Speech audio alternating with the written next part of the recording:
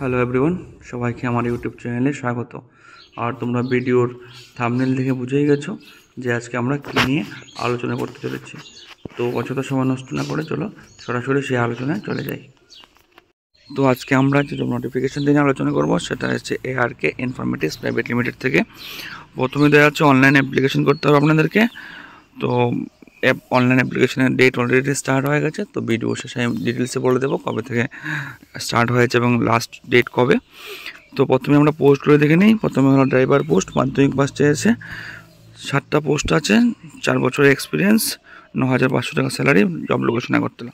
তো অনেকগুলি পোস্ট আছে, আগরতলার বাইরেও লোকেশন। তো শুধু আমরা যে পোস্টগুলি আগরতলাতে বা ত্রিপুরাতে পোস্টিং সেগুলি আলোচনা করব। তারপরে আছে গার্ডেনার পোস্ট, 2টা পোস্ট আছে, 3 বছরের এক্সপিরিয়েন্স চাইছে, 5,000 টাকা স্যালারি, আগরতলাতে পোস্টিং। তারপর আছে সিকিউরিটি গার্ড, 10খানা পোস্ট, 3 ইয়ার্সের এক্সপিরিয়েন্স চাইছে, 8,500 টাকা স্যালারি, আগরতলাতে পোস্টিং। তারপর আছে ডাটা এন্ট্রি অপারেটর, টোটাল 41টা পোস্ট, 2 বছরের এক্সপিরিয়েন্স চাইছে, 25,000 টাকা স্যালারি।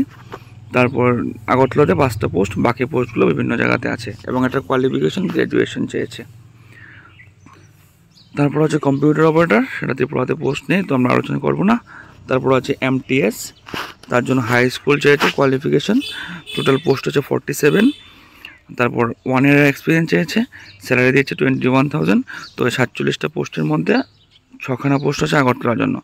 তারপর চেয়েছে প্রোগ্রাম অফিসার, তার কোয়ালিফিকেশনটা দিয়েছে post graduation in social work, sociology এবং অনেক কিছু আছে।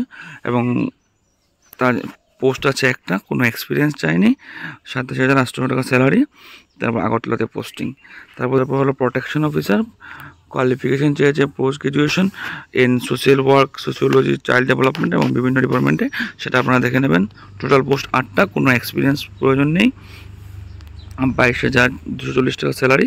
ডিস্ট্রিক্ট ওয়াইজ পোস্টিং হবে, এটা ত্রিপুরার জন্যই। 8টা ডিস্ট্রিক্টে 8 জন নিয়োগ করা হবে। তারপর আছে social worker, graduation in BA social work, সোশিওলজিতে চেয়েছে কোয়ালিফিকেশন, টোটাল 16টা পোস্ট আছে, 2 ইয়ার্সের এক্সপিরিয়েন্স চেয়েছে, 15,000 টাকা স্যালারি এবং ডিস্ট্রিক্ট ওয়াইজ 2 জন পার্সনকে নিয়োগ করা হবে। তো ত্রিপুরার 8টা ডিস্ট্রিক্টে 16 জনকে নিয়োগ করা হবে।